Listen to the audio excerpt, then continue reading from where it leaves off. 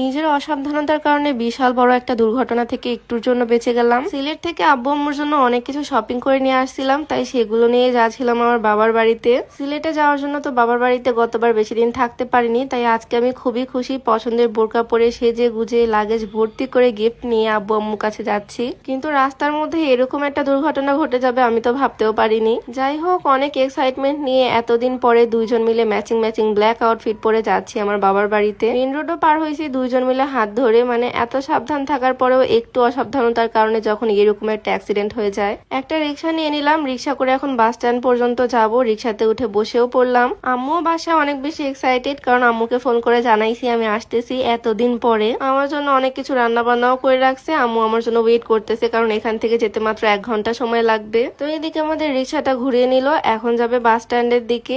আর এই তো এই সময়টা তোমরা দেখলেই বুঝতে পারবা কি একটা অবস্থা হয়েছিল।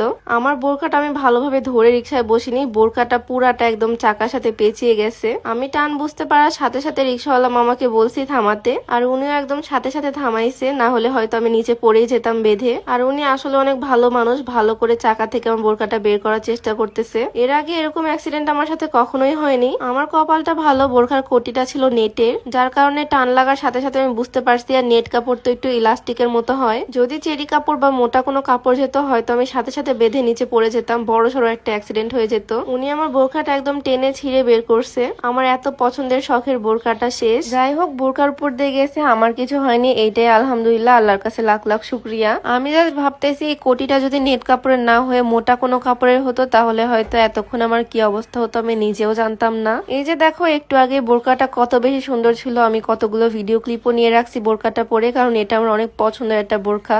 এটা কাস্টমাইজ ডিজাইন করা বোরকা, আর ব্ল্যাক কালার আমার কতটা পছন্দ তোমরা তো জানোই, সাথে হোয়াইট ডিজাইন করা। আর শখ করে এটার ফুল সেটটাই আমি নিছি, ইনার, কোটি, হিজাব, নিকাব সবকিছুর সেট। সচরাচর তো আমি মাস্ক পরি, বাট এটার নিকাবটা এত বেশি পছন্দ হয়েছে তাই ফুল সেটটাই নিছি। দেখো কাছ থেকে কি সুন্দর ডিজাইন ছিল এটার। যাই হোক, ব্যাপার না, কোটিটা জাস্ট এক্সট্রা করে আবার বানিয়ে নিলেই হবে, ইনার বা হিজাব নিকাবের কোনো ক্ষতি হয়নি। আর সত্যি বলতে বোরকার সবচেয়ে সুন্দর জিনিসই এটার কোটি। এটা আমি নিয়েছিলাম সূচনা ওয়্যার হাউস ফেসবুক পেজ থেকে, তাদের ঈদ কালেকশন বোরকা এটা। তাদের পেজটা আমি ক্যাপশনে মেনশন করে দিব, তোমরাও চাইলে এরকম বোরকা তাদের পেজ থেকে নিয়ে নিতে পারো। আরো অনেক সুন্দর সুন্দর বোরকা তাদের পেজে পাবা। অনেক অনেক বোরকা কিনবা, পরবা, বাট সাবধান, আমার মতো এরকম ভুল কেউ করো না। রিক্সায় ওঠার সময় বা গাড়ি ঘোড়া ওঠার সময় একটু দেখে শুনে বসবা। যাই হোক, দেন উঠে পড়লাম বাসে। আর সত্যি বলতে ওই সময় পর্যন্ত আমি ঘোরের মধ্যেই ছিলাম, কি একটা অবস্থা হলো। আমি জাস্ট এটাই ভাবতেছিলাম যদি আমি পড়ে যেতাম তাহলে আমার কি হতো, এতক্ষণ হয়তো আমি বাসে উঠতেও পারতাম না। এর আগেও এরকম অসাবধান আমি অনেকবার হয়েছি। অন্য রিক্সা থেকে যাত্রীরা বলতো আপু বোরকা ঠিক করেন,